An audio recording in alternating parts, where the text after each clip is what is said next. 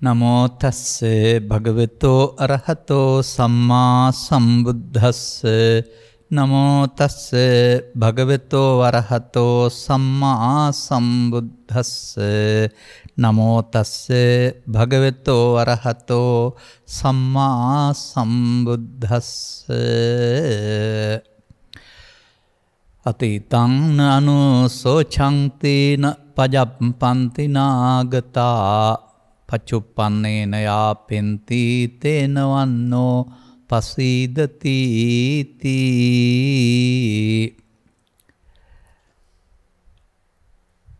ධර්මානුශාසනාවෙහි සදහැබර අනුග්‍රහකදායකත්වයේ දරන්නා වූ පවුලේ අය ප්‍රමුඛ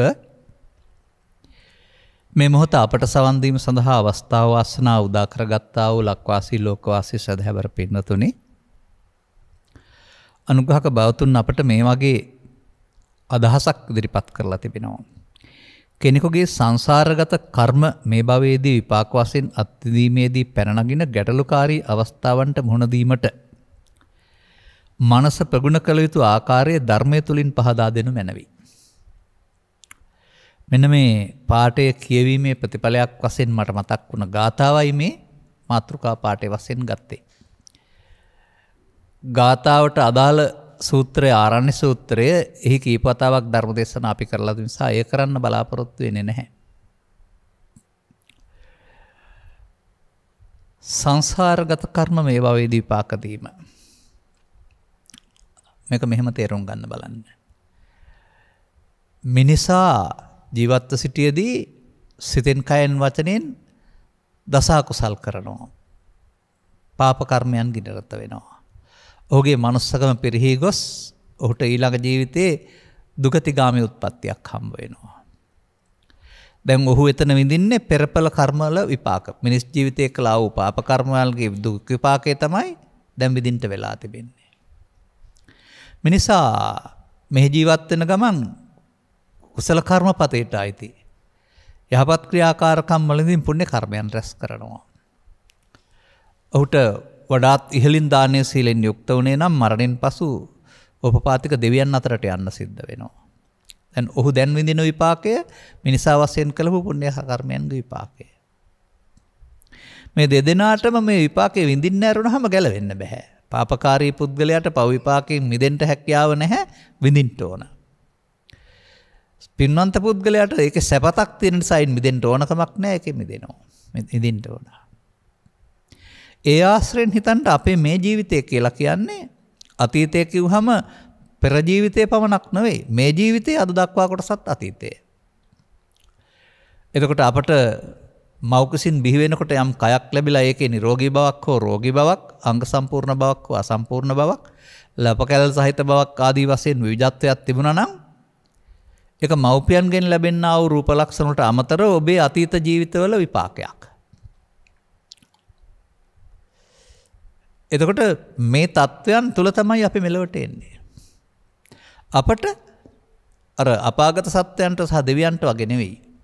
අපාගත සත්වයින්ට දුක විතරයි, දෙවියන්ට ලෞකික සැප විතරයි. අපට සැප දුක දෙක නිති පෙරලේරිය සකලේ ලෝසෝකරේ.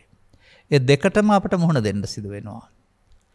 දෙකටම මුහුණ දෙන්න සිදුවීම තුළින් දෙකෙන්ම ගැලවෙන්න පුළුවන්කම තමයි කන සූත්‍රයේ ශන සම්පත්තිය කියලා පෙන්වන්න තියෙන්නේ. අර අපාගත සත්‍යයට එකෙන් ගැලවෙන්න තේරෙන්නේ නැහැ, දෙවියන්ට ගැලවෙන්න තේරෙන්නෙත් නැහැ. මේවා සමාජයේ තේරුම් ගන්නෙ නැහැ. ක්ෂණ සම්පත්තිලාභීන් මිනිස්සුયો. ඒ දෙකටම අයිති කම්පණයෙන් මිදෙන්න පුළුවන්, කටයුත්ත කරන්න පුළුවන් මිනිසුන්ට. ඔබටත් මේ ජීවිතයේ මෙතෙක් කල්ලා ගමනේදී හෝ පෙර ජීවිතවල කළා වූ කුසල අකුසල කර්ම දෙකම බුදුන් වහන්සේටත් රහතුන්ටත් විපාක දුන්නයි කියන වචනේ විපාක නම් දුන්නා තමයි. නමුත් ඒක විපාක වශයෙන් දුක් සැප විපාක දුන්නේ නැහැ. ඒක ප්‍රවෘත්ති විපාකයක් පමණයි. ඒක බාරගත්තේ නෑ දුකක් සැපක් වශයෙන්. ඒ හිත හදාගත්ත බැවින්. ඒ නිසා බුදුන්ටත් පව් විපාක දුන්නා කියන වචනේ කියන්න ඉස්සර වෙන්න එපා. එතකොට ඒකෙන් කියන්නේ පව් විපාක දුන්නා බුදුන්ට කියන එක. සිවලි හාමුදුරන්ටත් විපාක දුන්නා කිව්වොත් එහෙම. එතකොට දාන විපාක ඒක පින් විපාකයක් නේ. එහෙනම් විපාක කියන්නේ පව් නෙමෙයි. පව් විපාක නෙමෙයි. යහපත් විපාක දෙකම විපාකේ. නමුත් නික්ලේශී වුණන් පස්සේ විපාකේ බාර ගන්න විඳවන්නේ නැහැ. විපාකයේ තිබෙනවා. නමුත් ඒකේ දුකක් හෝ සැපක් නැහැ. මොකද උපේක්ෂාවෙන් පරතරයට පැමිණ ඇති බැවින්. ඔබට වෙතන තියෙන ගැටලුව. ඔබ උපේක්ෂාවෙන් පරතරයට පැමිණ නැහැ. ඔබ මේ දෙපැත්තට ඇලෙන්න ගැටෙන්න පුරුදු වෙලා ඉන්නේ. දැන් මේකෙන් අහන්නේ අත්විඳීමේදී පැන නගින ගැටලුකාරී අවස්ථාවන්ට මුහුණ දීමට මනස ප්‍රගුණ කළ යුතු ආකාරයනේ. අන්න ඒක තමයි දැන් දැනගන්න ඕන. දැන් මේ අපේ සිත අපි ලෝකේ ජීවත් වෙන්න ගත්තම පුරුදු කරපු විදිහක් තිබෙනවා. දැන් මේ ප්‍රගුණ කළ යුතු ආකාරය නෙමෙයි පුරුදු වුණ ආකාරය. ඒක ಜಾති ආගම් කුල ભેදෙන්තරව සමස්ත සමාජයටම වැළුවම සමානයි. සමානත්වය තුල විවිධත්වයක් තිබුණා වුණාට බැලු කල සමානයි. මන්දයත් ඔහු ලාභයට ඇලෙන්න පුරුදු වෙනවා. අලාභයට ගැටෙන්න පුරුදු වෙනවා. නින්දාවට ගැටෙන්න පුරුදු වෙනවා. ප්‍රශංසාවට ඇලෙන්න පුරුදු වෙනවා. යසසට ඇලෙන්න පුරුදු වෙනවා. ආයසට ගැටෙන්න පුරුදු වෙනවා. දුකට ගැටෙන්න පුරුදු වෙනවා. සැපට ඇලෙන්න පුරුදු වෙනවා. මෙන්න මෙහෙම මේ ලෝකයේ සිදුවෙන ධර්මතා 8ක් හමුවේ 4ක් හොඳයි 4ක් නරකයි කියලා ඒ දෙක සමග ඇලීමක් ගැටීමක් ඇති කරගත්තා. අද දක්වා ධර්මය තේරුම් ගන්න අද නම් අද දක්වා ගමනේදී මෙලෝ වශයෙන්ුත් මේක කළේ මින් පෙර ජීවිතේදීත් ඔක කළේ. දැන් ඉතින් මේ වර්තමාන මොහොත යනු මතක නැති පෙර අතීතයේ සහ මතක සහිත මේ අතීතයේ විපාක වාරය. දැන්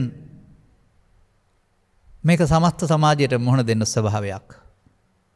නමුත් මේ ස්වභාවයට මුහුණ දී අකම්පිත වෙන ආකාරය පිළිබඳව පුහුණු කිරීම තමයි බෞද්ධකමේ තියෙන්නේ. දැන් මෙතෙන්ට අදාළ නැතත් ලෝක ධම්ම සූත්‍රය අරන් බලන්න. ඔය කියන කම්පිත අකම්පිත බව ඇතිවෙන්න අදාළ සාධකයන් ලෝකේ ඇති වෙනවා. අදාළ කරුණ සමග ඇලෙන ගැටෙන පුද්ගලයා දුක් වෙනවා සැප විඳිනවා. එයාට අසෘතවත් පෘථග්ජනයා කියලා කියනවායි කියලා බුදුන් වහන්සේ වදාරනවා. උන්වහන්සේගේ දහම් කරුණා සහ ප්‍රගුණ කර පුද්ගලයාට සෘතවත් අරිය ශාවකයා කියලා කියනවා. එයාට අර ධර්මතාවට ඇති වෙනවා. නමුත් කම්පණය නැහැ. එතකොට කම්පණයේ දුක ගෙනත් දෙන්නේ ධර්මතා නොවේයි. Taman හදාගත්ත ඇලීම ගැටීම කියන එක තේරුම් ගන්න තරම් ඔබ ඥානවන්ත නම් ලෝක ධර්මයන්ට බැනලා වැඩක් නැහැ.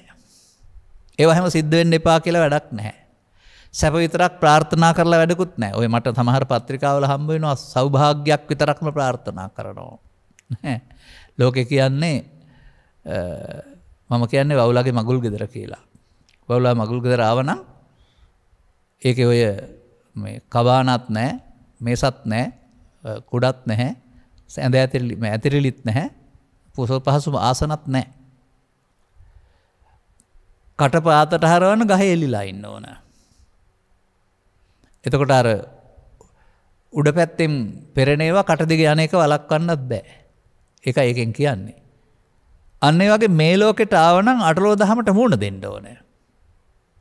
ඕකේ සැප විතරක් ප්‍රාර්ථනා කරලා කාටවත් හරියන්නේ නැහැ.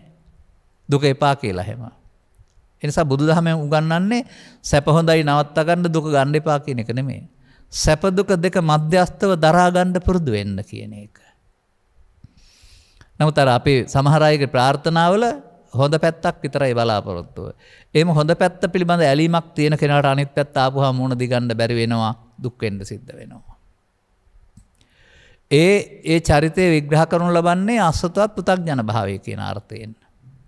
අසතවත් පෘථග්ජනයාට සුතවත් අරිය ශාවකෙක් බවට පත්වමින් ඇඳුම් මාරු කරගත්තේ නැති වුණාට දර්ශනය මාරු කරගන්න, චින්තනය වෙනස් කරගන්න බුදුරජාණන් වහන්සේ කරුණු පැහැදිලි කිරීමක් කරනු ලබනවා. මේ ඔබ අහන්නේ ඒක තමයි. එසේනම් මොකද දැන් කරන්න ඕන? කුමක්ද අර අටලෝ දහමට අදාළ සූත්‍රය පෙන්වන්නේ? අස්ථා පුතග්ජනෝපි සුතවත් අරිය ශාවකෝපි uppංච ලාභං uppංච අලාභං. සුතවත් අරිය ශාවකයාටත් අසුවත් පෘථග්ජනයාටත් ලාභය අලාභය උපදිනවා. අර නොදන්නා පුද්ගලයා ලාභයේදී චිත්තං අනුරුජ්ජති ඇලෙනවා. අලාභයේදී පටිවිරුජ්ජති ප්‍රතිවිරුද්ධ වෙනවා. අන්න ඔබේ දුර්වලකම මේ පෙන්වන්නේ. අර සිදුවීම ලෝකේ ඔබ ඒක සමග ඇලෙන ගැටෙන එක ඔබ හදාගත්ත දුර්වලකමයි. අන්න මේ පත්වෙන පීඩාව දුක මෙන්න මේ අනුරුජ්ජති පටිවිරුජ්ජති තුල තමයි සිදුවෙන්නේ. ඊළඟට සුතවත් ආර්ය ශ්‍රාවකයා ගැන කපාදලි කරද්දී උප්පන්නං වූ මේ ලාභං උප්පන්නං මේ අලාභං මට ලාභයක් ඉපදුනා අලාභයක් ඉපදුනා. නමුත් න චිත්තං පරිදාය චිත්තති. ඒන් සිත මුසපත් වෙන්නේ නැහැ. න අනුරුජ්ජති. ඒ පිළිබඳව අනුමත කරන්නෙත් නැහැ. න පටිවිරුජ්ජති. ඒ කියන්නේ ඇලෙන්නෙත් නැහැ හොඳයි කියලා ගැටෙන්නෙත් නැහැ. මධ්‍යස්ත වෙන්න හුරු කරලා තියෙනවා කියන එකනේ.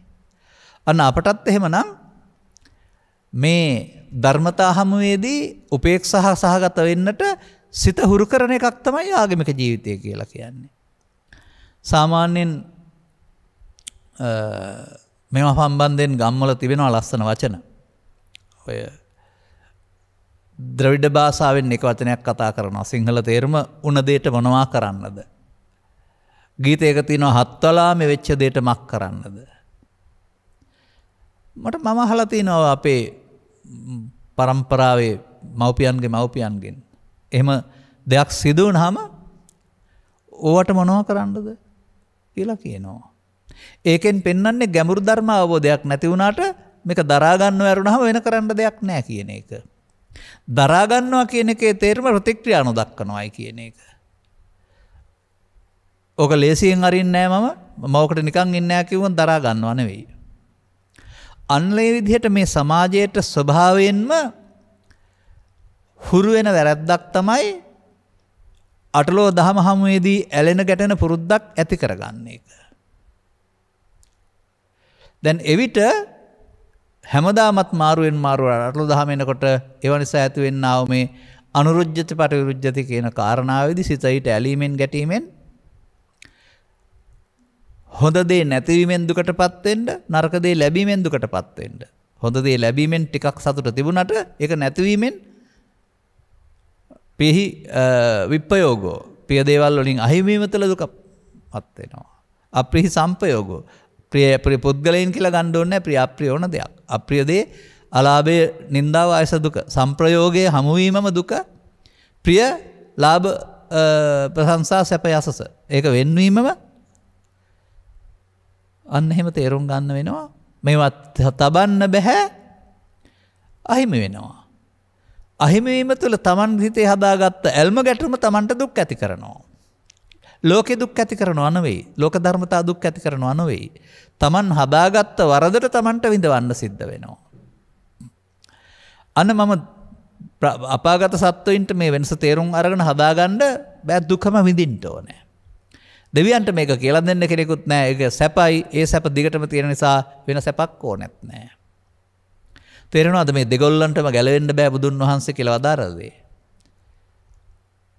සාමාන්‍යයෙන් මේක මේ සමාජයේ කියවෙන්නේ නැහැ. දෙවියෝ පින් කරනවා කියලා හරි දෙවියොත් බණ අහනවා කියලා හරි එහෙම තමයි දෙවියොත් මගපලලාභින්ලා භාවනා කරනවා කියලා හරි තමයි අපේ අයට මේ අපේ අය බොහෝ දෙනෙක් හිතන්නේ. බබලව ගියාය සමාධියකින් ඉන්නේ. එතකොට ඒක උට නිවීම වගේ. නමුත් ඒක සංසිඳීමෙන් ලැබෙන වාසවාසුවේ නෙමෙයි. සල්ලේක කියනවා සංසිඳීමට සල්ලේක විහරණය නෙමෙයි ඒක සාන්ත විහරණය හරි සාන්ත විහරණය. නමුත් ඔහුට ඒක තේරෙන්නේ නිවීම වගේ නිසා හදන්න හිතෙන්නේ නැහැ. එතනට වෙලා ඉන්නවා. නමුත් බුදුන් වහන්සේ වදාරනවා එතනත් සක්කාය තියෙනවා. ඒවත් ඒක මම කොටගත්ත මුලාවෙන් මිදිලා නැහැ කියන එක. දෙවියන්ම බුදුන් වහන්සේට ප්‍රකාශයක් කරනවා අපි මෙතන මේ සැප විඳින්මින් හිටියේ සක්කායෙන් මිදලා දැන් නිවන්සුව තමයි මේ විඳින්නේ කියලා හිතුවේ කියලා. අන් බැලුවම අපිත් සක්කාය තුළනේ ඉන්නේ කියලා බුදුන් වහන්සේට වදාරනවා දෙවියෝ. එහෙනම් සක්කාය කියන එකේ තේරුම දිව්‍ය ලෝක සැපත් පංච උපාදානස්කන්ධය තුළ බ්‍රහ්ම ලෝක සැපත් පංච උපාදානස්කන්ධය තුළ අපාගත දුකත් පංච උපාදානස්කන්ධය තුළ. පංච උපාදානස්කන්ධා දුක්ඛ කියන පදේ දුකින් දෙවියෝ මිදිලත් නැහැ, අපාගත සත්‍යය මිදිලත් නැහැ, බ්‍රහ්මයින් මිදිලත් නැහැ. යටපත් වෙලා ඈත් වෙලා විතරයි. මෙදෙන්න හැකියාවක් ඇත්තෙත් නෑ ඒ අයට. ඒ නිසා මේ දෙක කියන්නේ ලාභාලාභ සැප දුක් දෙක. මේ දෙකට මුහුණ දෙන්න සිදු වෙන ඔබට මේ දෙකේ රැඳී සිටින්න නැතුව මැදට එන්න පුළුවන් ක්‍රමය බුදුන් වහන්සේ පුරුදු කරලා දීලා තියෙනවා. ඒක තමයි ඔබට මහත් ප්‍රතිලාභයක් කියලා කරන සූත්‍රයේ පෙන්වන්නේ. ඔබට මේක හදන්න අවස්ථාව ලැබිලා තියෙන එක තමයි මේ ෂණේ නැත්නම් මොහොත කියලා කියන්නේ. එහෙනම් අමුතුවෙන් සිත හදන්න ඉගෙන ගන්න වෙනවා. ප්‍රගුණ කරන්න වෙනවා. ප්‍රගුණ කිරීමේදී මම දකින්නේ යම්තාක් ඔබ මේ ජීවිතේ ආවනම් මෙතෙක් දුර අර මම ළමා කාලේ භාවිතා කරපු සෙල්ලම් උපකරණයක් තියෙනවා දැනුත් ළමයි පාවිච්චි කරනවා ඔන්චිල්ලාව කියලා. ඔන්චිල්ලාව කියන්නේ එක තැන තියෙන එකක් නෙවෙයි දෙපසට පැදවෙන එකක්. එක පැත්තකට යම්තාක් පැදුවා නම් එහා සමාන ප්‍රමාණයක් අනිත් පැත්තට යන්න ඕන. මෙන්න මේ අටරෝදහමත් ඔන්චිල්ලාව වගේ. ලාභේ යම්තාක් ඉහළින් ගත්තා නම් අලාභේ ඒතාක් දුරට කම්පාව. මේ දෙපැත්තට යන එක තමයි ඉතින් ජීවිතය කියලා කියන්නේ. නමුත් කම්පණයේදී තවදුරටත් දෙපැත්තට යන්න ශක්තිය මේකට හම්බ වෙනවා. අර කවුරු හරි ඉඳන් ඔන්චිල්ලාව තල්ලු කරනවා වගේ ලාභයට ඇලෙන තරමට අලාභයට ගැටෙන තරමට තවදුරටත් දෙපැත්තටම යනවා. මැදට එන්න නම් මොකද කරන්න ඕන? තල්ලු කිරිල්ල නතර කරන්න ඕන. ඔන්චිල්ලාව පදවන එක නතර කළොත් දෙපැත්තට ගිහින් ක්‍රමයෙන් නැවදින් මැද නතර වෙනවා. අන්න වගේ බණ තේරුම් ගන්න එක උපරිම මට්ටමට ඔන්චිල්ලාව පැදවීම වශයෙන් දැකලා බණ තේරුම් ගත්තාම පදවන්න නවත්තපුවම ගිය වේගෙන් ටිකක් දුර ගිහින් මැදට එනවා වගේ ඔබට ජීවිතේ හදන්න පුළුවන් වෙනවා මේ ධර්මතාවය උපේක්ෂාව තැන දක්වා.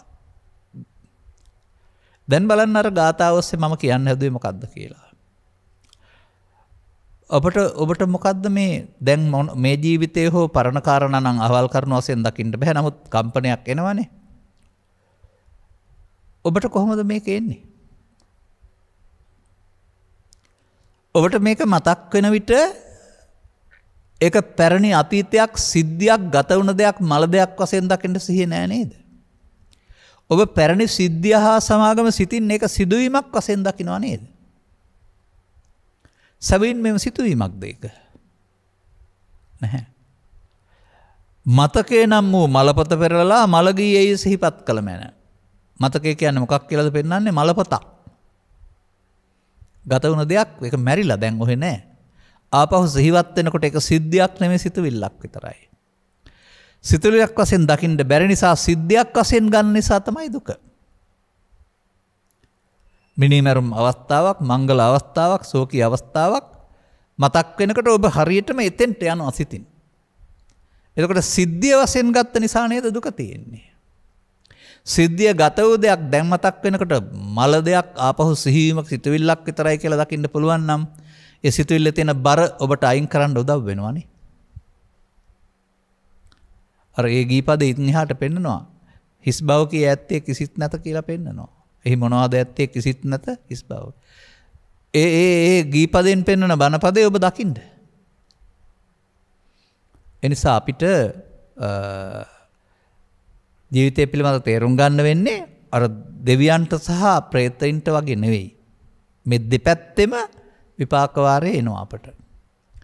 මෙලොව වශයෙන් සහ මින් පෙර ජීවිතයේ වශයෙන් මේ දෙපැත්ත තුල එක්රැස් කරගත්තා වූ කර්මයන්ගේ විපාක වශයෙන් මෝණ දෙනකොට මෝණ දෙන සිද්ධිය නෙවෙයි කම්පන ඇති කරන්නේ ඔබගේ ඒ දෙපැත්තට පැදවුණ ඇලුණු ගැටෙන ස්වභාවය අනුව. ඉතින් මේක තේරුම් ගත්තේ නැතුව ගෙදර දුකයි කියලා පන්සලට ආවත් ගම දුකයි කියලා රටට ගියත් රට දුකයි කියලා විදේශගත වුණත් ඔබට මේ ඔන්චිල්ලාවේ දෙපැත්තට පැදවීම පුරුදු කරගත්ත පුරුද්ද නිසා කෙටි කාලීන විසඳුමක් වශයෙන් පෙනුනට අවසානයේ ආයෙත් ඔතෙන්ටමයි එන්නේ. ගමේ සැප පහසුකම් නැති නිසා ගියාම ලැබෙන්නා වූ බාහිර දේවල් නිසා නගරයේ සැපයි කියලා හිතෙන්න පුළුවන්. නගරයේ ඉන්න මිනිස්සුන්ට කෑම බීම හිඟ වෙනකොට රත් වෙනකොට අඳුර වැඩි වෙනකොට නගරයේ දුකයි ගම සැපයි කියලා හිතෙන්න පුළුවන්. නීතියක් යටතේ පාලන වෙන රටවල් වල හොරමැරකම් නැති නිසා අපරාධ නැති නිසා නිදහසේ ඉන්න පුළුවන් නිසා මීට වඩා සැපයි කියලා පේන්න පුළුවන්. ඒ බාහිර වශයෙන් මේ වෙනස්කම් පවතිනවා 100 ගණනකින්. නමුත් ආපහු ආයෙත් ඔබ යනු ලාභයට ඇලුන, අලාභයට ගැටුණ, නින්දාවට ගැටුණ, ප්‍රශංසාවට ඇලුන ඔබේ මානසිකත්වයමයි කොහෙ හිටියත් පරණ වෙනකොට ඕක ආයෙන්න ගන්නවා. දැන් මේක මොකද්ද ඊට පස්සේ තේරුම් ගන්න ඕන. අන්න එතනදි තේරුම් ගන්න ඕන බුදුරජාණන් වහන්සේ වදාළ මම කිව්වේ මොකේටද කියලා.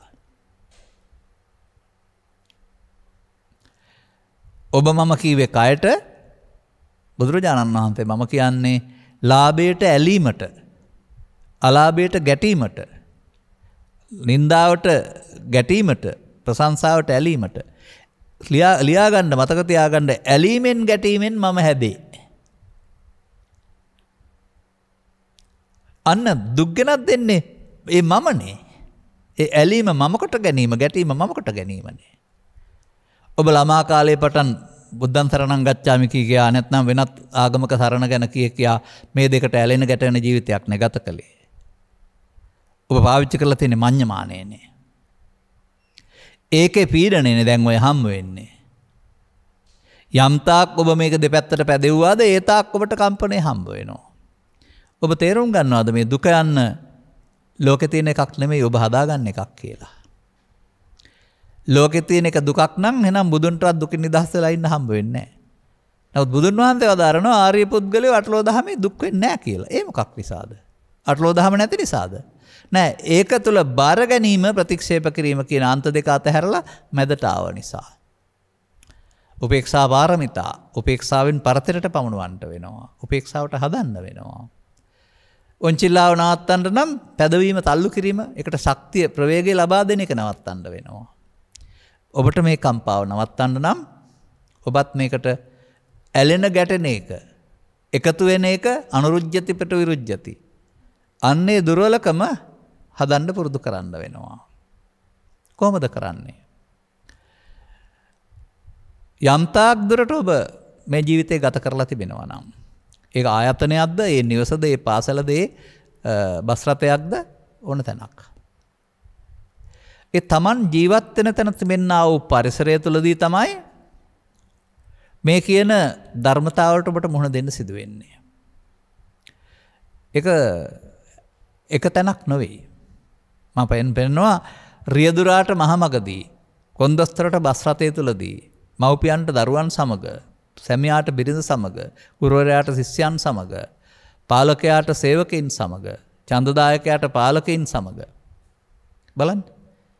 ඒ හැම තැනකදීම නොවේද මේ මාධ්‍ය තුල ගැටුම් ප්‍රදර්ශනය කරන්නේ, ඇලීම් ප්‍රදර්ශනය කරන්නේ. නැවතත් එන්න හරි අත උස්සලා ආචාර කිරීම කියන හරි වෙන්නවා ඇලීම් පෙන්නනවා. තීරණයක් වර්ධයෙන් ගත්තාම ඊට පස්සේ බඹෙක් හදලා පුච්චනවා දැන් ගැටීම් පෙන්නනවා. බලන්න. මිනිසුන්ට ප්‍රශ්න තියෙන්නේ ගෙදරද? ගෙදරත් තිබෙනවා. ගොවිතැනෙත් තිබෙනවා. වෙළඳාමෙත් තිබෙනවා. ආනයනෙත් තියෙනවා. අපනයනෙත් තිබෙනවා. දේශපාලනෙත් තිබෙනවා. පාසලෙත් තිබෙනවා. ස්වාමි සේවක කොතනද නැත්තේ? මේ හැමතැනම දුකයි මහාන වෙන්න ඕන කියලා ඕක අතහැරලා කැලේට ගියාට කැලෙත් ඕක තියෙනවා ඊට පස්සේ. මතක තියාගන්න. එහෙම මගහැරලා ගැලවෙන්න පුළුවන් තැනක් නෙවෙයි මේක. එහෙම තමයි අපේ අය හිතන්නේ. ඔය ගෙදරයි ඔය කරදරේ තියෙන්නේ. ඊට කලින් ටික බෙදා ගන්න තමයි සහෝදරයෝ ටික සටන් නදින්නේ. මට ඔකට කරදරයක් මම මහාන වෙනවා. දැන් ධර්මයේ දැකලා මහාන වුණා නෙවෙයි. අරකින් පලා ගියා. දැන් ඊට පස්සේ එතන තියෙන සහෝදර පිරිස අතර පැවිදි සහෝදර පිරිස අතර ඉඩ කඩම් ටික හරි තව මොකක් හරි බෙදා ගන්න ආයෙත් අර තරංගය. එහෙමයි මම දකින්නේ. ඒ පෘථග්ජන භාවය තුළ එක තැනකින් මග ඇරියට අනිත් තැනත් ඕකමයි තිබෙන්නේ. එහෙම නැත්නම් ඔබ කාන්තාවක් වශයෙන් ගෙදර දොරේ තියෙන කරදර දරුවන්ගේ හරි එහෙම නැත්නම් සහෝදරින්ගේ ආද කලකිරෙනවා. ඔබ ගිහින් තවත් තැනක ඇඳුමක් මාරු කරගන්නවා. එතනත් ඉන්නේ පෘථග්ජනය නම් එතන ඉඩ කඩම් වෙනකොට තව මොනවා හරි සම්බන්ධයෙන් අර වාද විවාදේ තියෙනවා. ඒ නිසා මිනිසා දුකටපත් කරන්නා වූ කාම විතර්කයේ, ව්‍යාපාද විතර්කයේ, විහිංසාව විතර්කයේ නැති තැනක් නැහැ. කොතන තිබුණත් Taman හදාගත්ත එක ඉපදුනහම ඒකේ තමයි දුක තිබෙන්නේ. කාම විතර්කය කියලා කියන්නේ අදහස ලෝභය හිතට එන එකට, ව්‍යාපාද විතර්කය කියලා කියන්නේ තරහ හිතට එන එකට, විහිංසාව විතර්කය කියන්නේ ඒක විනාශ කරන්න අවි අතට ගන්නවට. දැන් බලන්න. ඔය මම පෙන්නපු හැම තැනකම ඔය ත්‍රිවිධ විතර්කය නෙමෙයිද මිනිස්සුන්ට දුක් ගෙනත් දෙන්නේ කියලා. අන්න දැන් ඔබේ පරිසරයට ඔබ යන්න. මේ පරිසරයේ කරදරයි මම මෙතනින් මිදෙන්න ඕන කියලා කියන්නේ හිසරදේට කොට්ටේ මාරු කරන්න හදන්නේ.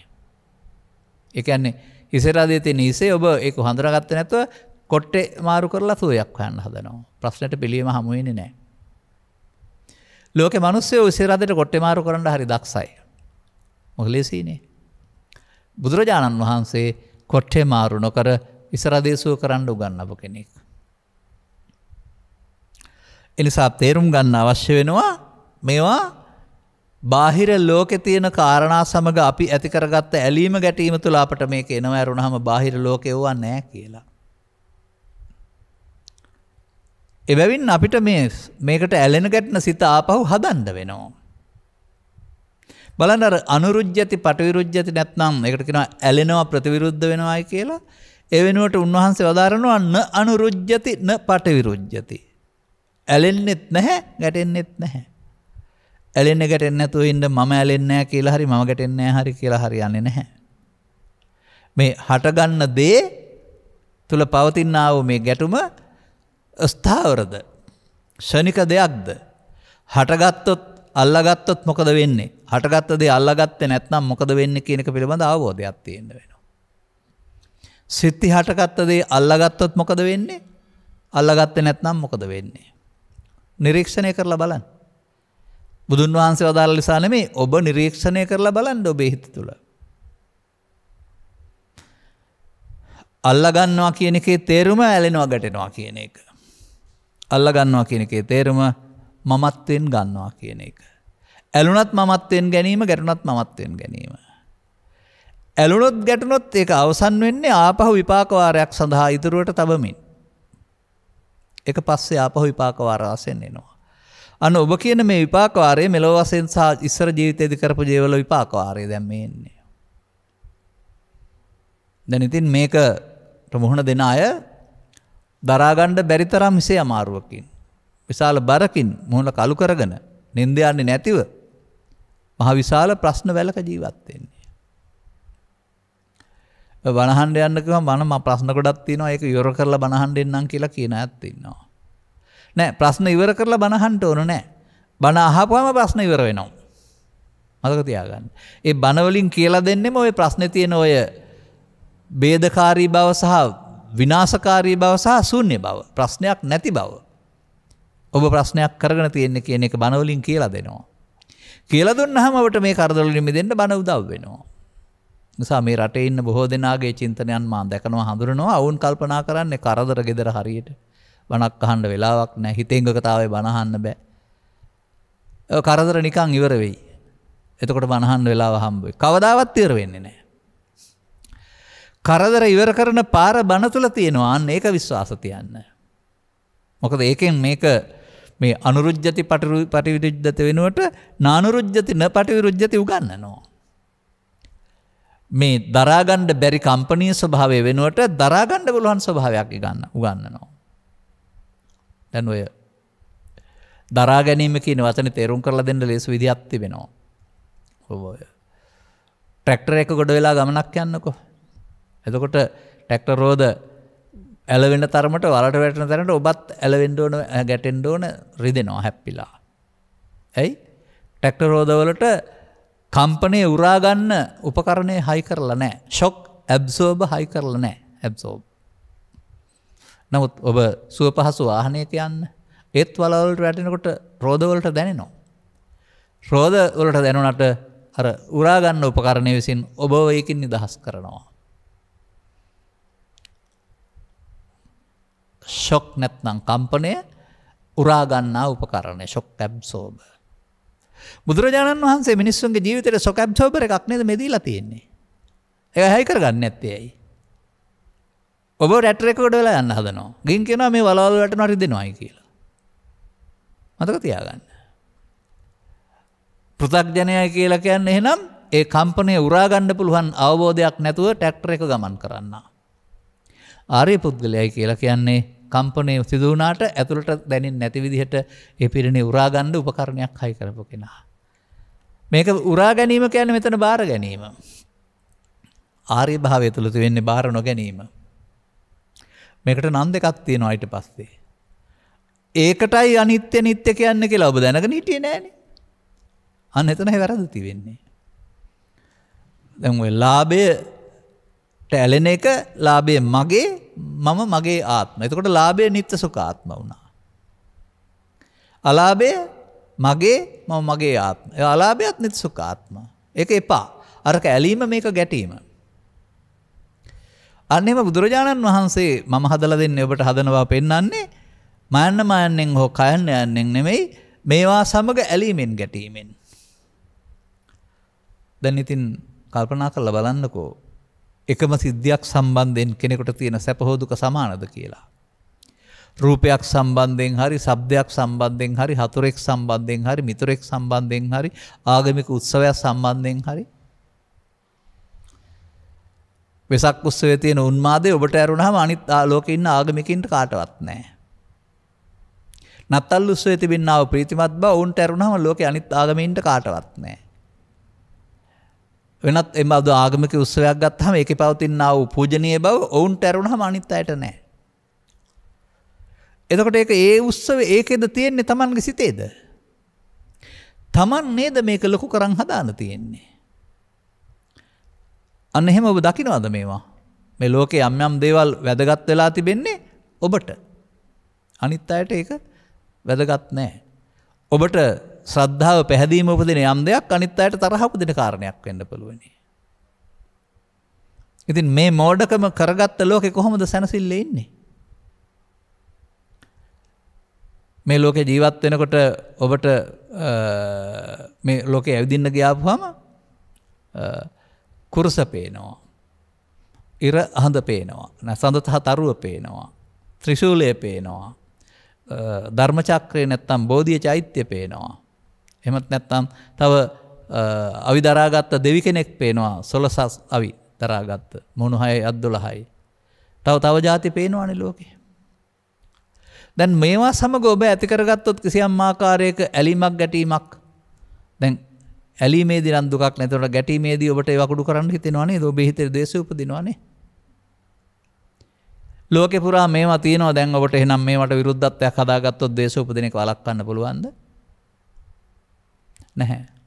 ඔබ කරන්න ඕන දේ ඒ අයට වැදගත් ආගමික සංකේත උන්ට වැදගත් අවට වැදගත් වුණාට ඒ වැදගත්කමට දැන දීලා නිහඬව ඉන්න පුරුදු වෙන්න. කඩන්න විඳින්න යන්න කල්පනා කරන්න එපා. ඒකෙන් තේරුම් ගන්න ඒ එන්නා වූ ඇල්ම හෝ විනාශ කිරීම ඒක නෙවෙයි තියෙන්නේ Taman අගේ කොට සලකගත්ත නිසා. Taman පහත් කොට සලකගත්ත නිසා. Taman ප්‍රතිවිරුද්ධ වුණ නිසා. පේන කොටත් ණයට අඳුකල කියන අදහසේ තේරුම එහෙමනම් Taman හදාගත්ත විරුද්ධතාවය උපදිනවා. එන්නකෝ අවසන් නිගමනයකට මිනිස්සු මේ හදාගත්ත දුකක් තුල ඉන්නේ ලෝකෙ මේක නෑ කියලා තේරුම් ගන්න.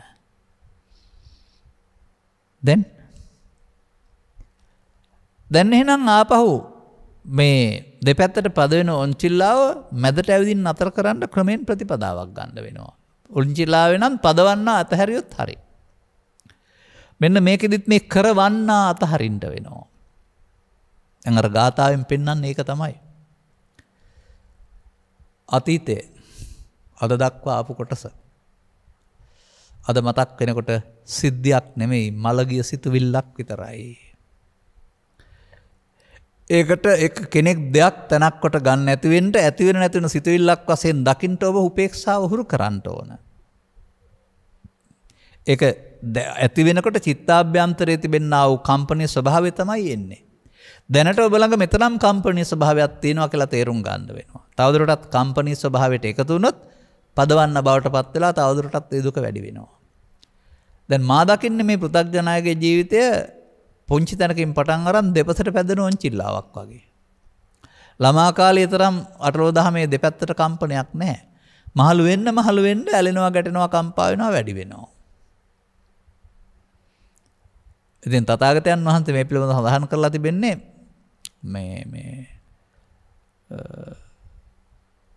සලායතන නිරේසා සලායතන ස්වර්ගය කියලා. මහණෙනි මම සලායතන නම් වූ නිරයක් දැක්කා. මහණෙනි මම සලායතන නම් වූ ස්වර්ගයක් දැක්කා කියලා කියනවා. මොකද මේ පෙන්වන්නේ? දොරවල් හයට හම්බ වෙන හැම කාරණයක්ම ඔබට මේ ලෝකේ ජීවත් වෙනකොට උපදින්නේ නොසතුට, නොකමැත්ත, වෛරය නම්. උදේ ඉඳන් රැ වෙනකල් දැන් ඔබට මේ ලෝකේ ඉන්න පුළුවන් ද සතුටින්? නෑ. ඔබ ඉන්නේ ආයතන 6න් උපදින නිරේ. සලායතන නිරේ. හමු වෙන හැම කාරණයක්ම ඔබට උදින්නේ ප්‍රසාදේ නම්, මනාප යහපත් කාරණයක් නම් ඔබ ඉන්නේ ආයතන 6 ස්වර්ගයේ. හැබැයි මේ දෙකටම ඇලිලා ඉන්නව ඇරුණාම නිදහස් වෙන්න බෑ. ඒකයි අර දෙවියන්ටත් බෑ, ප්‍රේතයින්ටත් බෑ කියලා කියන්නේ. මිනිසාට පුළුවන්. මේ දෙක තේරුම් කරලා දෙන්න මිනිසාට පුළුවන්. තේරුම් කරලා දුන්නාම මේ හදාගත්ත දුකක සහ හදාගත් සැපතක මේ ඉන්නේ. මේ දෙකම වේදිතයි. මේ දෙකේ නතර වෙන්න බෑ. මැදට ආවම නතර වෙන්න පුළුවන්. එඳ බුදු සමයේ පෙන්වන උපේක්ෂා පාරමිතා කියලා වචනයක්. මධ්‍යස්ථ බවට පත්වීමෙන් පරතරටම යන්න පුළුවන් කියන එක. එතකොට එහෙමනම් ඔබ පෙර කළ දේ මේවා සමග ඇලෙන ගැටෙන එක. ඒකට කියනවා අල්ලා ගැනීමෙන් තැවුල දේශනා කරමි කියලා. දැන් අල්ලා නොගන්න පුරුදු කරන්න ඕනනේ. දැන් අහන්නේ සිත පුරුදු කරන හැටිනේ. ඒ ගැඹුරු දහමකින් තොරව සිත පුරුදු කරන හැටි තමයි අර පෙන්වන්නේ වෙච්ච දෙයට මක් කරන්නද? ඕවා මොනවා කරන්නද? කියන කතාවෙන්. නමුත් ඒක ගැඹුරට ගියාපුවාම ඒ කරුණු සම්බන්ධයෙන් ඔබට මුණ ගැසීමේදී දොරවල් පහට සහ මනෝද්වාරයට අවදි වූ තැන් පටන් නින්දට යනතුරු ස්වකීය ජීවිතය තුළදී මේ මොහොතේ මේ ඔබේ චිත්ත අභ්‍යන්තරය තුළ තිබී සිතට මතුවෙන්නා වූ කම්පනයේ ස්වභාවය ඔබට දුක වශයෙන් දැනෙනවා. ඔන්න දුක. මානසික දුක, ආතතිය. දැන් දැනගන්න ඔබේ සිතේ මේ උපදින්න හේතුව තිබෙන නිසායි මේ ඉපදුනේ. නැතුව අවු හරි වැස්ස හරි පින්න හරි නිසා නෙවෙයි. කෙනෙක් දොස් කිව්වහම ඔබට රිදුනා නම් ඒ රිදෙන්න බාර ගැනීම තියෙන නිසායි ඔබට රිදුනේ. නැත්නම් ඒක වෙන්නේ නැහැ. දැන් අපි කියමුකෝ බණින්නේ ජපන් භාෂාවෙන් කියලා. ජපන් භාෂාව තේරුණොත් පුද්ගලයෙක් කේන්ති අරන ගහන්නේ යයි. ඔබ hina වෙවි බලන් ඉදී. බැනීම නතර වුණාද? බැනීම තිබුණා. ඔබ බාරගත්තේ නෑනේ. ඔබ පරිවර්තනය කරගත්තේ නෑනේ. ඒක බණන එකක් කියලා. ඒ නිසා ඔබේ කේන්ති ඇවිස්සුනේ නැහනේ. ඒ නිසා මේ බාහිර සාධක විසින් ඔබේ චිත්තාභ්‍යන්තරය අවුස්සන එක කරන්නේ. කවදාවත් මේ අභ්‍යන්තරයේ මේ මුලාව ඇතිදුරු අවුස්සන එක නවත්තන්න බෑ විශ්සන එක. ඒ අවිස්සලා ලෝකෙ සිදුවෙන ක්‍රියාකලාපයේ අවුලට කියනවා කෙලෙස් දුර්ගන්ධය කියලා. ඔය හැමදාමත් අපට වර්තමානය තුළ මාධ්‍ය තුළ පෙන්වන්නේ ගොවි බිම තුල අලුල්, වැඩ බිම තුල අවුල්, රෝහල තුල අවුල්, කර්මාන්ත ශාලාව තුල අවුල්, පාර්ලිමේන්තුව තුල අවුල්, හැමතැනම අවුල් පෙන්වන්නේ. ඒ තමයි ඒ චිත්ත අභ්‍යන්තරයේ ඇවිදින් නොසන්සුන් වල ස්වභාවය. නමුත් තථාගතයන් වහන්සේ පැහැදිලි කර වදාරන්නේ මේ දහම් හමුවේදීම අපි ගනිමු උදාහරණයක්. සේලෝ යතා ඒක ගනෝ වාතේන න සමීරති. සේලෝ සෛලය ගල්පල් රොතය. එකට සම්බන්ධයි, කැලි නෑ.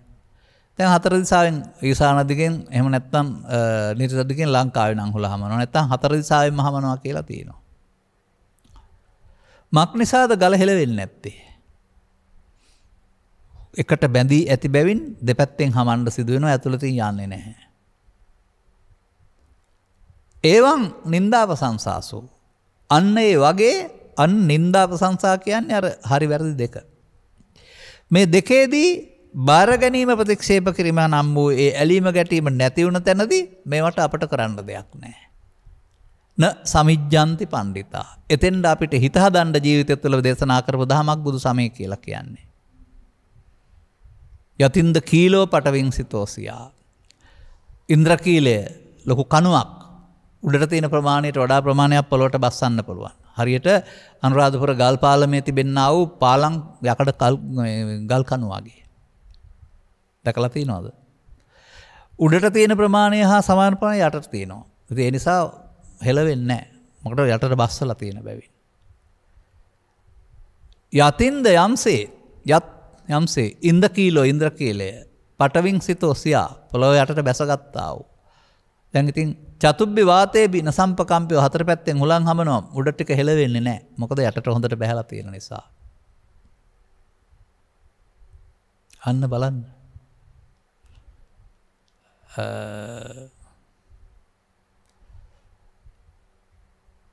එබඳු උපමා තතුපමං සප්පරිසංවදානි. එබඳු උපමා ඇති පුද්ගලයෙක් බුදු සමයට පෙන්වන්නේ.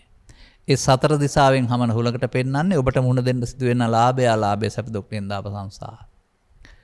මේවා ඔබට දුක් ගෙනත් දෙනවා නොව මේවා බාර ගැනීම දුකක් ගෙනත් දෙනවායි කියන අවබෝධය ලබා ගන්න. බාර ගැනීම කියන එකට මමත්වෙන් ගැනීම කියන අර්ථය ගන්න. බාර ගැනීමට නිත්සුක ආත්ම වශයෙන් ගැනීම කියන අර්ථය ගන්න. බාර ගැනීමට ඒවා සමග ඇලීම ගැටීම කියන අර්ථය ගන්න. මෙතන ඉඳලා දුකින් මිදෙන්න බෑ. කැලේ හිටියත් බෑ, ගෙදර හිටියත් බෑ, සිවුර පරව ගත්තත් බෑ, රටකට ගියත් බෑ, මොනවා කරගත්තත් බෑ. මොකද ඔබ ළඟයි මේ දෝෂේ තියෙන්නේ. පෘථග්ජන දෝෂේ. දැන් එහෙනම් අන්න පෙන්නනවා මේකත් එක්කලා එකතු නොවෙන්න පුරුදු වෙන්න. ඔය පෙන්නන්නේ ජයං වේරම් පසෝති දුක්ඛං සේති පරාජිතෝ. ජය ගත්ත නැත්තේ සතුරන් නැත්තේ. පරාජිත පුද්ගලයා දුකින් නැසෙයි. මොකද ජය බාරගත්තා. පරාජය බාරගත්තා. ඒ නිසා දුකින් නැසෙයි. තරගේ ජය පරාජයකට යන්න එපා කියලා පෙන්වන්නේ. ජය මමකට ගැනීම, පරාජය මමකට ගැනීම අතහැරීමට කියනවා උපසන්නෝ සුඛං සේති. උපසන්න කියන්නේ දෙපැත්තට යන එක සංසිඳවා ගත්තා. හිත්වා ජය පරාජයන් ජය පරාජය අතහැරලා සුවින් විඳිනවා. එමනම් මේ දෙපසට පැදවෙන මනස ඔබේ දෙපසට පැදවෙන මනස උන්චිල්ලාව මැද නතර කරන්න ඔබ හුරු කරන්න වෙනවා. ඔය සතිපට්ඨානය වඩනවා කියන්නේ ඒකට. සිහියෙන් කටයුතු කිරීම තුළ මේ ආපු අවස්ථාවේදී ඒවා සමග ඇලීමට නොයා ගැටීමට නොයා අවසන් කරන්න. අල්ලා නොගැනීමෙන් අවසන් කරනවා. උපන් පංච උපාදානස්කන්ධය අනිත්‍ය බලනවා. කාම විතර්කේ ප්‍රහාණ කරනවා. ව්‍යාපාද විතර්කේ ප්‍රහාණ කරනවා. විහිංසා විතර්කේ ප්‍රහාණ ඔය තියෙන්නේ ඒක තමයි. ත්‍රිපිටකයේ පුරා ඒක තමයි දිවෙන්නේ. කොහොින් ඉතින් පිරිත් වශයෙන් කියන්න පුරුදු නැරුණාම Tamanගේ ප්‍රායෝගික ප්‍රතිපදාවක් මේකේ තියෙන්නේ කියලා කී දෙනාද තේරුම් ගත්තේ? කිව්වහම ලෙඩේ හොඳ වෙයි කියලා හිතන් ඉන්නවා. නෑ. තථාගතයන් වහන්සේ මනවින් පැහැදිලි කරනවා. කතමාචානන්ද පහන සංඥා. කතමානන්ද අපහාන සංඥා වෙන තැනක පෙන්නනවා. මේ හිතට හට ගන්නා වූ ඔබ ගන්නකෝ ලාභේදී අලාභේදී සැපේදී දුකින් ඉඳපන්දා. ඔබ ඒක පිළිගන්නවා. අදිවාසයේදී. බැහැර කරන්නේ නප්පජහති. වීරයෙන් අවසන් කරන්න කල්පනා කරන්නේ නවිනෝදේති. අවසානයේ දකින්න කැමති වෙන්නේ නබ්‍යන්ති කරෝති. චිත්තාභ්‍යන්තරේ සංගවන්නේ නැතුව ඉවර කරන්න කල්පනා කරන්නේ නැහැ. න අනභවං ගමේති. මේ ඔබ කරන වැඩේ. පෘථග්ජන සියලු දෙනාගේම තේමාව තමයි නප්පජහති අදිවාසේති නප්පජහති නවිනෝදේති නබ්‍යන්ති කරෝති ආනභවං ගමේති. මේ නිසා දුක් ගෙනත් දෙනවා. එතනට යොදා ගන්න කියනවා පහාන සංඥාව. ඒ අවස්ථාවේදී උපන් විතර්කයේදී උපන් හැඟීමේදී එයත් සමග එකතු නොවෙනවට නාදිවාසේති කියනවා. ඒකත් කොට එක බැහැර වෙන්න වෙනවා. ඒකට පජහති කියනවා. ඒ සඳහා පරණ පාර යන්නේ නැතු වෙන්න ඔබට වීරියක් අවශ්‍ය වෙනවා. ඒකට කියනවා වීරෙන් හික්මවනවා විනෝදේති. ඔබට මේ දෙපැත්තට පැදවීම අයින් කරන්න ඕන නිසා ඒකට කියනවා බ්‍යන්ති කරෝති. ආපහු ප්‍රවේගයක් ඇති කරන්නේ නැත්නම් නිහඬ වෙනකොට අනභවං ගමේති යලිත් හට ගන්න නැති නිසා අවසන් කරනවා. මා දකින්නේ සම්පූර්ණ බුදු සමයේම දෙපැත්තක් වශයෙන් මිනිසාගේ සිත් තුළ uppannam කාම විතක්කං uppannam ව්‍යාපාද විතක්කං uppannam විහිංසා විතක්කං කියනා මේ අවස්ථා තුන පිළි අරගෙන අදිවාසේති නප්පජහති නවිනෝදති නබ්‍යන්ති කරවතෙන් ආනභවං ගමේති පෘථග්ජනයාගේ දර්ශනය මේ විස්තර කරන්නේ. දුකටපත් වෙන දර්ශනය විස්තර කරන්නේ. උදුන් වහන්සේ හඳුන්වා දෙන්නේ ඔය වෙනුවට මේක.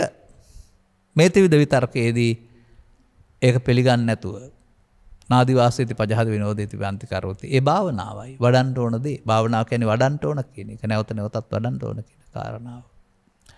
මෙපමණයි මුල් බුදුසමයේ ඔක්කොම. සාරාංශ කරලා ගත්තාම අටයකට හින්දනවා වගේ. එහෙම නැත්නම් පොත් 58 62ම එකතු කරලා ගත්තොත් එහෙම මේ ඔබේ ජීවිතයේ දෙපැත්ත පිළිබඳ විග්‍රහය. ඔබ මැද්දට එන්න ඕන නිවන් ලබන්න. දෙපැත්ත අතහරින්න වෙනවා. අන්න අතීතං න අනුසෝචಂತಿ. දැන් අර ගත වුණ අතීතයේ ලෝභය හරි දේශය හරි මෝහය හරි ඊර්ෂ්‍යාව හරි මොන දෙයක් හරි අද එනකොට මලමිනියක් මල දෙයක් දැන් එනකොට ඕක දෙයක් නෙමෙයි. ආපහු පණ දෙන්න ඕන දෙයක් නෙමෙයි පරිණි සිතුවිල්ලක් විතරයි. එකතු වුණොත් සතර හැදෙනවා එකතු වුණොත් දුකක් දෙනවා කියලා තේරෙනවා නම් ඔබ එකතු නොවෙන්න වීරිය වඩන්න වෙනවා. අන්න නාදි වාසේති කියන්නේ ඒකයි. තව විදිහකින් කියනවා නම් අනිත්‍ය කියන්නේ ඒක තමයි. පංච උපාදානස්කන්ධය අනිත්‍ය බලනවා. එනිසා ඔබ කල්පනා කරන්න එපා බුද්ධඝම පොත ඔක්කොම හැදෑරුවයි කියලා පිරිවෙන් අධ්‍යාපනය ලැබුවයි කියලා දහම් පාසල් ගිහින් ධර්මාචාර්ය පාස් වුණායි කියලා මම දැන් බුද්ධඝම දන්නවා කියලා. ඒ දන්නේ ප්‍රායෝගික නොවන ඒකට කියන්නේ තියරිය. න්‍යාය විතරයි දන්නේ. භාවිතේ නෑ ඔබ ළඟ. නමුත් භාවිතයක් තියෙනවා. අන්න භාවිත ධර්මයක් බුදු සමයේ භාවිතෝ බහුලීකතෝනේ. ඔබ භාවිතා කරලා කම්පා වෙන්න හදලා තිනවා දැන් කම්පා නොවන එක භාවිතා කරන්න පටන් ගන්න. එතකොට භාවිතා වෙන්නේ මොකක්ද? ලාභේ අලාභේ සැපේ දුකේ අනිත්‍ය භාවිතය. ඒ වායේදී අනිත්‍ය භාවිතය.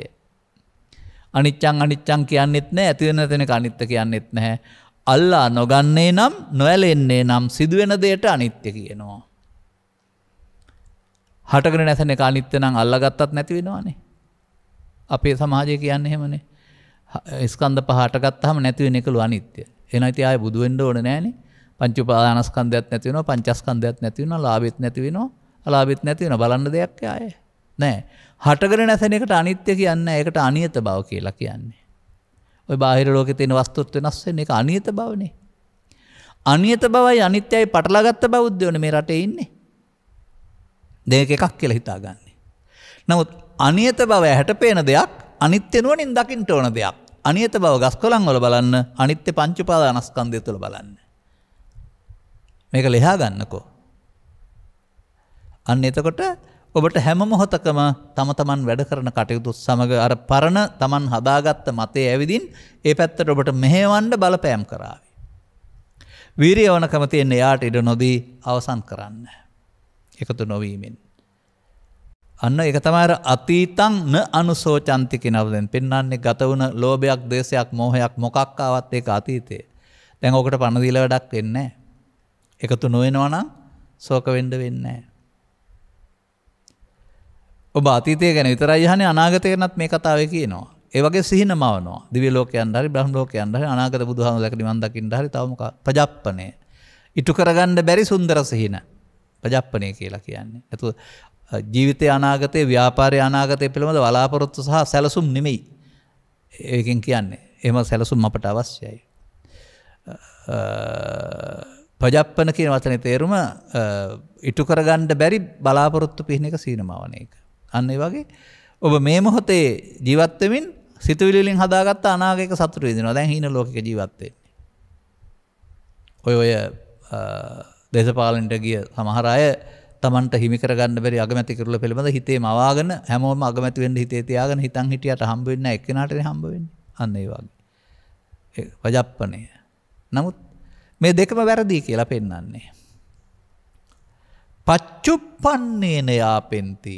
ඒ මොහොතේ ඇහැට කරනට රාසයට හම්බ වෙන කාරණේදී අන්න පරණ එකට එකතු වෙන්නේ නැතුව හේතුපස්යෙන් උපන් දේ සම්බන්ධයෙන් Tamanගේ මතයට එකතු වෙන්නේ නැතුව ඔබ නිහඬ වෙනවා නම් ඔබේ මතය පිසින්සින් බැහැර වෙලා යනවා.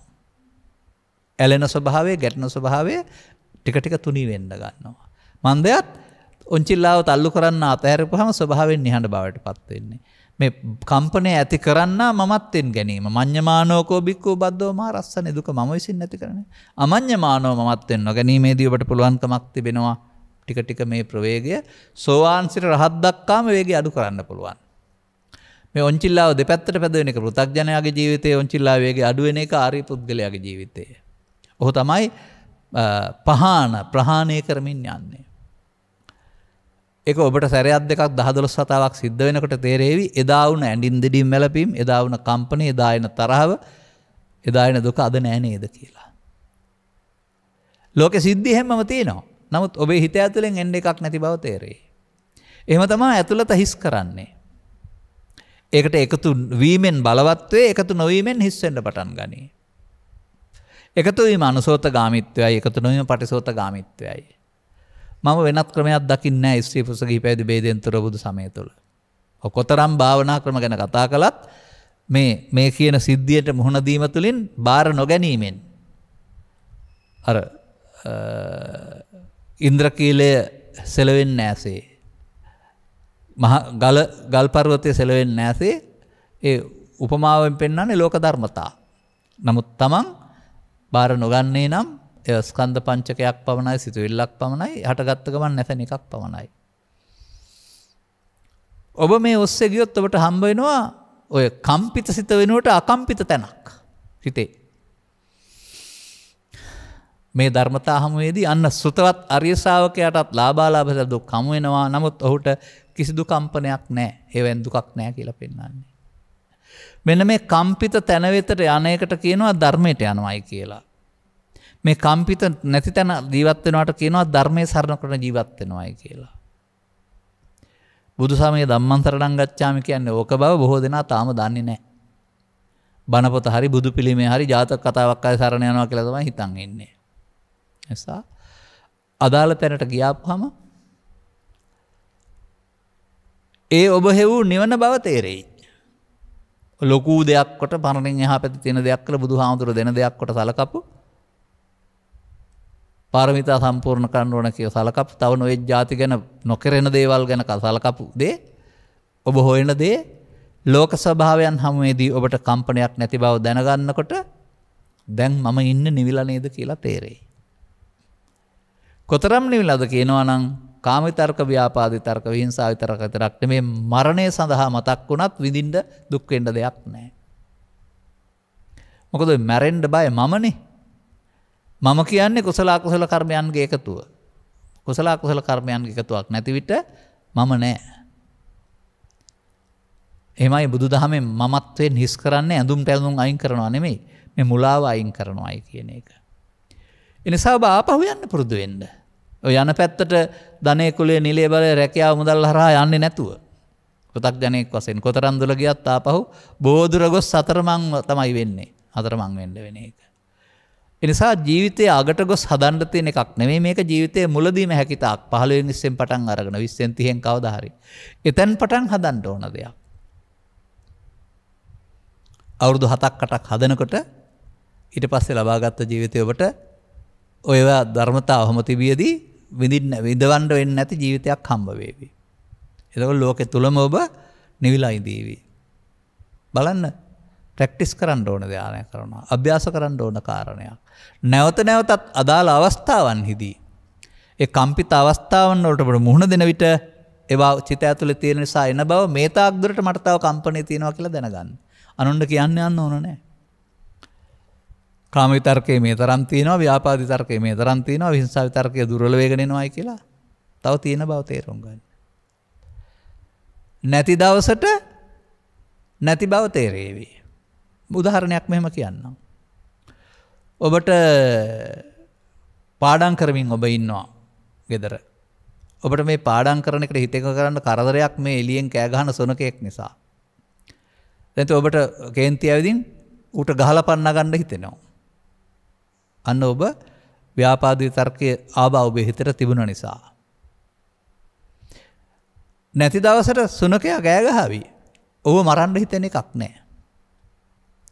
ඒක උණ්ඩායිති වැඩක් වශයෙන් සලකලා ඔබ නිහඬව ඉඳීවි. ඒ අරුණාම අර ප්‍රතික්‍රියා දක්වන්න යන එකක් නැහැ. අන්න එහෙමයි නැති බව දකින්නේ. Taman ළඟ මේක නැති බව දැක්කහම දැන් ඔය පෙන්වන්නේ කතං කරණියන් නාපරං ඉත්තත් ආයති කළ යුතු සියල්ල අවසానයි යමා මහ නිවන කියලා. නැත්නම් නත්ති දානි පුනබ්බවෝ කියලා නැවත හටගන්න නැති බව තේරෙනවානේ. මේ කාප විතර්කයේ ව්‍යාපාද විතර්කයේ හට ගැනීමනේ නැවත හට ගැනීම කියලා කියන්නේ. එතකොට ගැටෙනකොට හටගන්න නැත්නම් දැන් නැවත උපතක් නැති බව තේරෙනවානේ. ඒක තුළින් තමයි නැවත උපත නැති බව ප්‍රත්‍යක්ෂ කරගන්න වෙන්නේ. ඔය ඊළඟ මව කුසෙන් එහා පැත්තට නැවත උපත කියලා හිතන්න එපා. මේවම තමයි තිබ්බොත් නැවත උපදින්නේ මරණයෙන් එහා පැත්තටත්. නමුත් ජීවිතය තුළම නැවත උපදින්නේ නැත්නම් දැන් එහෙනම් හිත ළඟ ඇතුලේ නැහැ නැවත උපදින්න. ඇතුළත හිස් කරගත්තා. මේ කියන්නේ යම් යම් දේවල් පිළිබඳ ප්‍රත්‍යක්ෂ අවබෝධයෙන් මතක තියාගන්න. ඔබටත් ඒක දැරීමි. මම දන්නවා මේ රටේ එහෙම දැනෙන පිරිස් හුඟක් ඉන්නවයි කියන්නේ. පෙරදා ඇලුන ගැටුන කම්පා වුණ සම්දුසරවල් වුණ ගහ වෙනගත්ත සිද්ධින් හිදී අද උපේක්ෂා සහගත බව. විතරක් නෙවෙයි. ඔය මට හම්බෙලා තියෙන ලියුම් මිටි කියලා බැලුවොත් එහෙම තමන්ගේ ජීවිතවල තිබෙනා වූ මේ දුක් සහත ස්වභාවයෙන් අත මිදී මෙතෙන්ට පැමිණෙට මඟ සලසගත් බව. සැනසෙල්ල ඉන්න බව. සහෝදර සහෝදරියන් විවාහක යුවළවල් ඒවල තියෙන දේවල් වලින් හොයාගත් හැකි. ඔවුන් ප්‍රායෝගික වූ අය. ඔබටත් මේ මල් පූජා කිරීමෙන් එහාට බුද්ධ පූජා තැබීමෙන් එහාට ගාථා ගායනයෙන් එහාට පිරිත් ඇසීමෙන් එහාට අදාළ ප්‍රායෝගික ප්‍රතිපදාවක් තිබෙන බව එය අනුගමනය කළ යුතු බව බුදු සමය අනුව අනිවාර්යයෙන්ම ප්‍රායෝගික අභ්‍යාසයක් බව අභ්‍යාස කිරීම තුළින් මේ හිත හදන්න පුළුවන් බව අකම්පිත තැනට. දැන් එතකොට මොකද වෙන්නේ? පච්චුප්පන්නේන යාපෙන්ති. ඒ මොහොතේ ඇහෙන් කනෙන් නාසෙන් උපදින කාරණා තමයි පච්චුප්පන්න කියන්නේ. ඉතින් ඒක උපදුනාට ඒක ඇලෙන්න ගැටෙන්න කාරණයක් නැහැ. මධ්‍යස්ථ වෙලා අදාළ කාර්යයක් නැත්තම් කරනවා, උදව්වක් ඕනනම් කරනවා. ඒ අරුණහම Tamanට ඒ පිළිබඳ ඇතුළතට කම්පනයක් නැති බව. දැන් අර ට්‍රැක්ටරය තුල කම්පනයෙන් ඇති කරන්නා වූ කම්පනය වෙනුවට සුවපහසු වාහනය තුල ගමන් කරනකොට කම්පනය උරා ගන්නා වූ ඇබ්සෝබරෙන් කරන කටයුත්ත මේ ධර්මයේ සරණින් ඔබට කරලා දීලා තියෙනවා. දැන් සුවපහසු වාහනේ යන්න පුළුවන්. ඒකයි මම කිව්වේ බුදුරජාණන් වහන්සේ ගැස්සෙන වාහනේට ෂොක් ඇබ්සෝබර් හයි කරලා කම්පනය නැවැත්තුවා වගේ මිනිස් ජීවිතයට ෂොක් ඇබ්සෝබර් එකක් හයි කරලා දීලා ඔය තියෙන්නේ. ධම්මං සරණං ගච්ඡාමි කියලා. උපමාව ගලප ගන්න හරියට hina වෙන්නේ නැතුව. එතකොට මෙන්න මේ අදාළ කරුණු තේරුම් අරගෙන ප්‍රායෝගික වීම තුළින් ක්‍රමෙන් ටිකෙන් ටික දියුණුවට යන්න ඔබට මේ අකම්පිත සිත හමු වෙනවා ඇති. නිහඬ සිත. අදාළ කරුණු ප්‍රත්‍යක්ෂ කර ගැනීම සඳහා අනුගමනීය ප්‍රතිපදාවට යාමට මෙම කරුණු පැහැදිලි කිරීම හේතු ආස්වනා වේවායි කියන සුභාශිංසනය කරමින් මම ධර්මානුශාසනාව මෙසේ අවසන් කරනු ලබනවා. මෙම උතුම් ධර්ම දේශනාව සඳහා ප්‍රඥානාලිකාව තුළින් ප්‍රචාරය කිරීම සඳහා කිරිල්ලවල නිදහස් මාවතේ පදිංචි ඉන්ද්‍රලාල් ගුණවර්ධන මහතා සහ චන්ද්‍රානි ගුණවර්ධන මහත්මිය ඇතුළු දූදරු පිරිස විසින් සදැහැති දායකත්වය දරා තිබෙනවා. මෙම උතුම් ධර්ම දේශනාව ප්‍රඥානාලිකාව තුළින් ප්‍රචාරය කිරීම සඳහා හරිද? අරමුණු අතර මෙම උතුම් ධර්ම දාණයෙන් ජනිත වන්නා වූ පුණ්‍ය කුසලයන් අද දින 75 වන ජන්මදිනයෙන් සමරන ඉන්ද්‍රලාල් ගුණවර්ධන ආදරණීය ස්වාමිපුරුෂයාට නැත්නම් පියාණන්ට නැත්නම් සීයාට ඥාතින් වශයෙන් සලකන කල ගුණවර්ධන මහත්මියට සහ පුතණුවන් දියණිය බෑණුවන් ලේලී හා ඔනෙලියා බේරත්න වෙනුකි ගුණවර්ධන මිනිබිරියන් දෙදෙනාටත් නිදුක් නිරෝගී සුවපත් භාවයේ දීර්ඝායුෂ ලැබේවා ලැබීම පිණිස හේතු වේවා. දරුවන්ගේ රැකී ආරක්ෂා කටයුතු සහ මුණුබුරන්ගේ අධ්‍යාපන කටයුතු ਸਰව ප්‍රකාරන සාර්ථක වී අනාගත අභිවෘද්ධිය සැලසේවා. මෙන්න ආයෙත් ඔබ එක පැත්තක් බලාපොරොත්තු වෙනවා. මේ ඉල්ලන්නේ අකම්පිත අවස්ථාවට මුහුණ දෙන්න හිත හදන හැටි ආයෙත් හොඳ පැත්තක් ඉල්ලනවා ආයෙත්. ඔව් අපි සුබ උපන් දිනයක් වේවා කියලා ප්‍රාර්ථනා කරනවා අනිවාර්යයෙන්ම ප්‍රඥා නාලිකාව සමග අප මේ ඉන්ද්‍රාල් ගුණවර්ධන මහත්මයාට අනිකුත් හැම දෙනාට මේ අකම්පිත ස්වභාවයට පත් වෙන්න අවශ්‍ය අවබෝධය තුලින් මේ අභිවෘද්ධිය ළඟා වෙන්නලයි කියලා අපි ප්‍රාර්ථනා කරන්නේ. නිකන් ලැබෙන්නේ නැහැ ඉල්ලුවට. සුජීවත්ව සිටින කල්යාණි වීරසිංහ ආදරණීය මෑණියන්ට දෙපාර්ශ්වයේ සහෝදර සහෝදරයන්ට දූ දරුවන්ට සහ ඥාතීන්ටද මේ කුසලය අත්පත්ව නිදුක් නිරෝගී සුවපත් භාවයේ චිර ජීවන ලැබේවා. පින කියන එක යහාත්ම වශයෙන් නිදුක් නිරෝගී බව නැත්නම් ආයු වර්ෂයක් බල ලබා දෙනවා තමයි. පරලෝසෙපත් දෙමව්පියන් වන ඩී.එෆ්. ගුණවර්ධන සහ ඕ.සී. වීරසිංහ පියාණන් දෙදෙනාටද පර්ල් වීරසිංහ මෑණියන් ප්‍රදාන පරලෝසෙපත් වන්ට දෙදෙනා වූ සියලු ඥාතීන්ටද මෙම ධර්ම දානමේ පුණ්‍ය කුසලය අවශ්‍යයට අනුමෝදන්ව ඒ ජීවිත සුවපත් වේවා. මතු උපදිනා භවයකදී මිනිසත් බව ලැබ අනුගමනීය ප්‍රතිපදාවක් තුළ නිවන් මඟ පූර්ණේ කරගන්නට ලැබේවා. නිකන් ලැබෙන්නේ නැහැ. අපි ප්‍රාර්ථනා කරලා ලැබෙන්නේ නැහැ. මොකද මම කියවනේ මේක අනුගමනීය ප්‍රතිපදාවක් කියලා හැමෝටම. දැනට පවතින වසංගත රෝග වලින් ලෝවැසි සියලු දෙනා ආරක්ෂා වෙත්වා. කොරෝනා වසංගතයේ මුළුවෙන් තුරන් වේවා. පැතුම හොඳයි. සහයෝගයෙන් අනුගමනය කරන්න වෙනවා. බුදුරජාණන් වහන්සේගේ ශ්‍රී සද්ධර්මයේ ඉතා ගැඹුරින් දේශනා කරන්නා වූ දේශකයන් වහන්සේට නිදුක් නිරෝගී සුවපත් භාවයේ චිරජීවනයේ සැලසේවා. ධර්මාර්ගයේ පූර්ණේ පිණිස මේ පුණ්‍ය උපනිශ්‍රය වේවා. ධර්ම ශ්‍රවණය කළ සියලු දෙනාටත් සසරින් එතර වීමට පෙරදරන සියලු දෙනාටත් මේ පින් නෙමෙයි මේ අවබෝධය මතක තබා ගන්න. අවබෝධය සහ අනුගමනීය ප්‍රතිපදාව නිවන් මඟ සම්පූර්ණ කර ගැනීම පිණිස හේතු වේවායි ඔවුන් ප්‍රාර්ථනා කරනවා.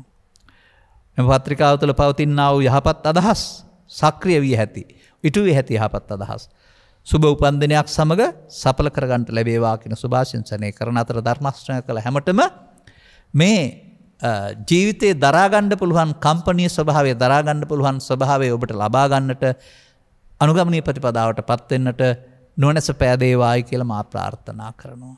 සබ්බීතියෝ වජ්ජන්තු සබ්බ රෝගෝ විනස්සතු මාතේ බවත් අන්තරායෝ සුඛී දීඝායුකෝ බව හැම දිනාටම තෙරුවන් සරණයි.